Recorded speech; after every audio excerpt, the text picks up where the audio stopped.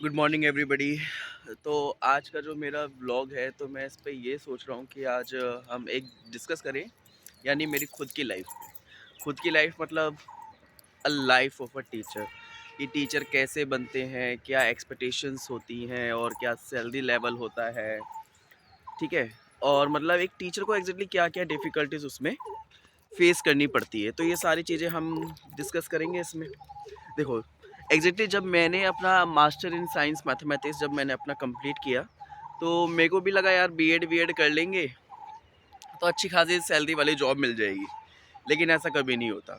और मतलब उस समय जब हम स्टूडेंट होते हैं ना, हमें बहुत ईज़िली लगता है कि हमें सारी चीज़ें बहुत ईज़िली मिल जाएँगी। अगर हमने एक कोर्स कर लिया और हमारी 40,000 की सैलरी, 50,000 सैलरी वाली जॉब हमें इतनी ईज़िली मिलेगी, लेकिन ऐसा बिल्कुल भी नहीं होता है। एग्जैक्टली ऐसा जब मैंने ये बीएड करा तो मेरे को फेस करनी पड़ी काफ़ी सारी चीज़ें। हमें उस समय पता चला कि यार जो किताबी पढ़ाई है और जो प्रैक्टिकल नॉलेज है, दोनों में बहुत डिफरेंस है।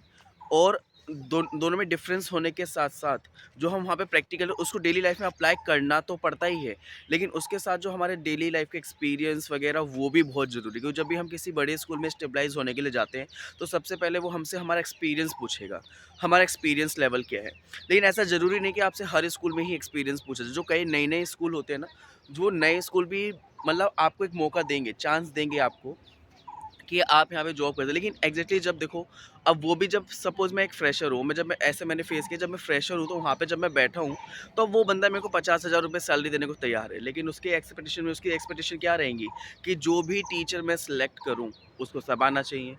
और ऐसा ही ये सिर्फ़ टीचर के केस में नहीं है, बाकी केस में भी ऐसा ही होता है कि वहाँ पे भी जो इंटरव्यूअर है वो यही सोचेगा कि मेरा जो कैंडिडेट हो उसको वो सारी चीज़ें आती हों जो एग्ज़ैक्टली हमें रिक्वायर्ड है। हमारी कंपनी के लिए, हमारे ऑर्गेनाइज़ेशन, हमारी इंडस्ट्री के लिए जो रिक्वायर्ड है वो सारी क्वालिटीज़ उसके अंदर होनी चाहिए, तो भी वो आपको अच्छा पैकेज दे पाए।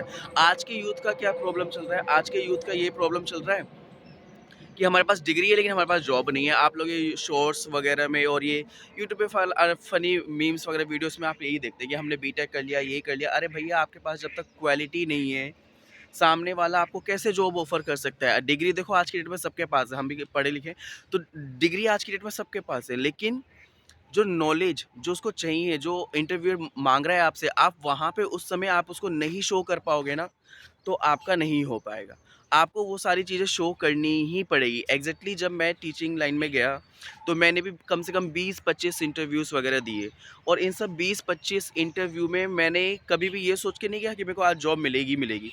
मैं हमेशा यही सोच के गया कि नहीं, आज भी एक लेसन डे है, मिल जाए तो ठीक है, लेकिन हमें अपना बेस्ट देना है।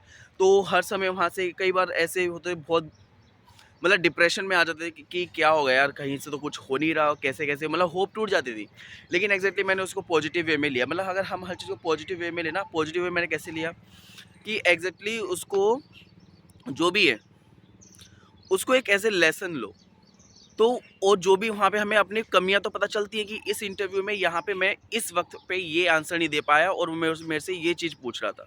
अब इसी चीज़ को अपना वो बनाना है, वेपन बनाना है, और उसी के अकॉर्डिंग उसका काम करना है। तो एग्जैक्टली जब मैं ऐसा करता था, मैं भी ऐसे ही करता था। इंटरव्यू में गए, कुछ चीज़ हमें नहीं आई, तो मैंने बोला चलो ठीक है यार, नहीं आई तो कोई बात नहीं। अब जो उसने पूछी वो मैं सोचूँगा कि मुझे वो चीज़ वहाँ पे मैं आंसर क्यों नहीं दे पाया, क्या रीज़न थे? तो उसको आके घर पे डिस्कवर करें, किताबों से पढ़ें, ठीक है? तो ये सब चीज़ें मैंने करनी स्टार्ट कर दी। फिर उसके बाद यार जैसे-जैसे इंटरव्यू आगे बढ़ते रहे, चौथा हुआ, 5वां हुआ, तीसरा हुआ, तो मैंने क्या देखा, वही सेम क्वेश्चन जो फर्स्ट ऑर्गेनाइज़ेशन में मेरे से पूछे गए थे, अब वही वापस क्वेश्चन मेरे से उसी ऑर्गेनाइज़ेशन में पूछे जा रहे हैं। तो अब उस समय मुझे उसके आंसर आने लग गए। और उसी के अकॉर्डिंग पता भी चल गया कि स्किल्स कैसे डेवलप करने हैं। तो फिर ऐसे हो जब चलता रहा ना, तो मैंने देखा यार हर स्कूल में सेम ही क्वेश्चन आ रहे हैं। तो अब एक तरह से प्रैक्टिस सी हो गई मेरी, स्किल्स डेवलप हो गए, मतलब उनके आंसर कैसे देने हैं, कैसे नहीं देने हैं। पहले तो स्टार्टिंग में कॉन्फिडेंस लेवल भी लो होता है। ओ भाई, फिर उसके बाद जो मेरा कॉन्फिडेंस लेवल हाई हुआ है, क्योंकि अब पता है भाई, अपना कॉन्फिडेंस लेवल हाई रखना पड़ेगा। वहाँ पे हम जाके मैं ऐसे करके आंसर देंगे तो नहीं होगा। एकदम फुल कॉन्फिडेंस, अगर आप गलत आंसर भी दे रहे हो तो उसको भी फुल कॉन्फिडेंस में दो। अभी जिस स्कूल में मैं काम कर रहा हूँ वहाँ पे मैंने फुल कॉन्फिडेंस में इंटरव्यू दिया, और उसी टाइम पे मेरा एग्जैक्टली इंटरव्यू में मेरे को बोला that he is good enough, let's over the interview session here. तो इस तरह से जो चीज़ें हैं ना, बड़ी सुनने को अच्छी लगती है, और मतलब जो कॉन्फिडेंस था मेरा उस समय बहुत हाई। वैसे कॉन्फिडेंस की तो मेरे में कमी नहीं है, टूट-फूट के भरा हुआ है, कॉन्फिडेंस लेवल मेरे अंदर बहुत ज़्यादा है। तो एग्जैक्टली मैं कहना ये चाह रहा हूँ कि एक तो कॉन्फिडेंस हाई रखना है, और होप को कभी लूज़ नहीं रखनी है। और ये एक्सपेक्टेशंस करना फर्स्ट स्टेप पे जब हम फ्रेशर होते हैं कि हमें इतना बड़ा पैकेज मिल जाए, वो भी आसान नहीं है, क्योंकि उस समय हम लर्निंग स्टेज पे होते हैं। आप सिर्फ 1 साल का मौका दो अपने आप को लर्निंग के लिए। आप किसी भी छोटी ऑर्गेनाइजेशन में जाओ, वहाँ से एक्सपीरियंस लो और उसको एक्सपीरियंस को लेते हुए आप आगे बढ़ते चलो। तो वो आपको आगे लाइफ में काम करेगा। ठीक है, एग्जैक्टली मेरे साथ भी ऐसे हुआ। तो जब जाके मेरे को कोई अच्छा स्कूल में मिला और अच्छा आज की डेट में मतलब मिल रहा है ठीक ठाक। ठीक है, तो पहली बात तो ये है, तो टीचर बनने में सबसे बड़ी डिफिकल्टी ये आती है। ठीक है, फर्स्ट स्टेप में। दूसरा क्या होता है, जब वहाँ पे इंटरव्यू में हम बैठे होते हैं ना, तो इंटरव्यू में वो जो इंटरव्यूअर है वो सोचेगा भाई इसको पूरी बुक आनी चाहिए, मतलब मैं इससे कुछ भी पूछूं उसको देना ही पड़ेगा आंसर। तो उसके लिए आपको क्या करना है, आप ना छोटे मोटे ट्यूशंस लेने स्टार्ट कर दो। उससे एग्जैक्टली क्या होगा, आपको जो सिलेबस है, सिलेबस का पैटर्न है, एग्जाम पैटर्न है, हर एक चीज के बारे में आपको उसमें से नॉलेज मिलती रहेगी। क्योंकि एग्जाम में वो कुछ भी पूछ दो, मतलब आप जो अब देखो, वैसे पॉइंट तो बिल्कुल वैलिड है। आप अगर आप किसी कोई भी ऑर्गेनाइजेशन में काम करो, वो भी चाहेगा उसके पास एक ऐसा कैंडिडेट है जो किताब खोल के ना अपने आप ही पढ़ाए। तो मतलब उसको किताबें सारी आनी चाहिए। तो ये सारी आपको करना पड़ेगा। इसके लिए ये चीज़ें जो है ना, आप ये सोच के जाओ कि मैं चैप्टर पढ़ के बैठूंगा, ये ऐसे नहीं आएगा, ये आएगा प्रैक्टिस में। आप ट्यूशंस वगैरह पढ़ाना स्टार्ट करो, क्लासेस में पढ़ाना स्टार्ट करो, और वहाँ पे इस पर्पज से पढ़ाना स्टार्ट करो कि मुझे इनको छोटी से छोटी चीज़ें बतानी है, A to Z नॉलेज मुझे इनको देनी है। तब जाके आपका कोई जो आपके खुद के टीचिंग स्किल्स है ना, वो डेवलप होंगे। बच्चों की साइकोलॉजी को समझना सबसे, देखो टीचिंग में एक बात आपको और बता दूं। हमें लगा कि टीचिंग बहुत आसान है, तो ऐसा नहीं है, टीचिंग बहुत मुश्किल है। एग्जैक्टली हम कितना भी अच्छा पढ़ा लें, उसको साइड में रख देते हैं। सबसे पहले हमें क्या करना पड़ेगा ना, अ, हमें बच्चों की साइकोलॉजी को समझना बहुत ज़रूरी है। जिस टीचर ने बच्चों की साइकोलॉजी समझ ली, बच्चा क्या सोच रहा है, बच्चा पढ़ने के लिए उत्सुक है या नहीं है, या इंटरेस्टेड है या नहीं। अगर नहीं है तो पहले हमें सबसे पहले उसमें वो सारी चीज़ें फाइंड आउट करके उसमें डेवलप करनी पड़ेंगी। अब एग्जैक्टली जब हम इस क्लास लेवल पे हम पढ़ाना स्टार्ट करते हैं, वहाँ पे हमें कभी भी इस लेवल से पढ़ाना स्टार्ट नहीं करना चाहिए कि नहीं मेरा जो बच्चा है बहुत इंटेलिजेंट है। वहाँ पे मुझे उसको उस लेवल से पढ़ाना स्टार्ट करना चाहिए कि जो मेरा बच्चा है ना, वो बहुत ही ज़्यादा डाउन लेवल का है। मतलब जब मैं बोर्ड पे पढ़ाना स्टार्ट, तो वहाँ पे ये स्ट्रैटेजी रहनी चाहिए कि जो एक जो डाउन लेवल का बच्चा है ना, उसको भी सारी बातें समझ में आए। अब जब उसको भी ये सारी बातें समझ में आएगी, उस डेट में आप कहलाए जाओगे कि आप बेस्ट टीचर हो। क्योंकि जो समझदार है, जो होशियार है और जो एवरेज है, वो तो अपना कर ही लेगा। क्योंकि आज की डेट में बच्चे बहुत एक्स्ट्रा ऑर्डिनरी हैं, यूट्यूब से वगैरह से पढ़ना स्टार्ट उन्होंने कर दिया है और तमाम ट्यूशंस वगैरह भी लेते हैं। लेकिन आपकी जो क्लास है ना, उसमें हर एक बच्चा इस कैपेबल नहीं होता। कोई बच्चा आपका बहुत डम होता है, जिसको नीचे लाना, नीचे से ऊपर लाना पड़ता है। तो ये सब जो है ना, आपको टीचिंग स्किल्स आपको एकदम लो लेवल से स्टार्ट करने, मतलब एकदम यहाँ से आपको अपने टीचिंग स्किल्स स्टार्ट करनी है। और जैसे ही आप अपने यहाँ से टीचिंग स्किल स्टार्ट करें, तो उसी को कहेंगे कि भाई टीचर के अंदर कोई तो क्वालिटी है। और उसके बाद जब आप देखोगे, आपको खुद पे भी अच्छा लगेगा। एक बेस्ट टीचर को तभी अच्छा फील होता है जब उसको लगे कि हाँ, मैं अपने एक लोएस्ट, सबसे डम, सबसे वीक स्टूडेंट को मैं सबसे ऊपर लाने की कोशिश कर रहा हूँ। तो वो सबसे बड़ी उपलब्धि होती है एक टीचर की। तो ये सब चीज़ें हैं। तो और यही सब चीज़ें करने में ना बहुत टाइम लगता है।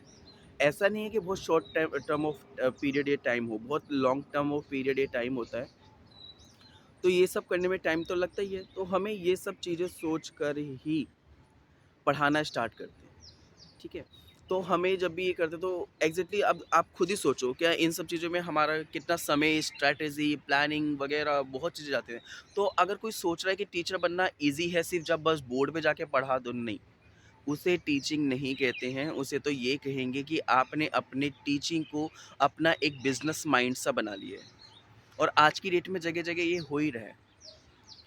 हम तो सिर्फ़ अच्छे बच्चों को पढ़ाएँगे, हमें तो लो बच्चों को पढ़ाना ही नहीं, क्योंकि उन्हें सरदर्दी नहीं लेनी। तो फिर वो किस बात के टीचर हुए? टीचर वो होता है जो एक अपने नालायक बच्चे को भी आगे बढ़ाने की कोशिश करे। तो आज की डेट में मैं इतना ही बोल रहा हूँ, लेकिन ये जो चीज़ें हैं ना, बच्चों को नीचे से ऊपर लाना, प्लानिंग करना, कैसे करना, ये सब चीज़ें बहुत ज़्यादा ज़रूरी है। ये बहुत ज़्यादा ज़रूरी हैं। और यही जो चीज़ें हैं ना, ये बच्चों को ये हमारे टीचिंग को बहुत टफ़ बना देती हैं। क्योंकि आज की डेट में जो बच्चों की साइकोलॉजी है, सोशल मीडिया की तरफ ज़्यादा है। वो वहाँ पे ज़्यादा इंटरेस्टेड हैं, पढ़ाई में कम इंटरेस्टेड है। तो उनको वहाँ से खींच के यहाँ लाना, ये सबसे बड़ा एक तो हमारे लिए सबसे बड़ा टारगेट रहता है।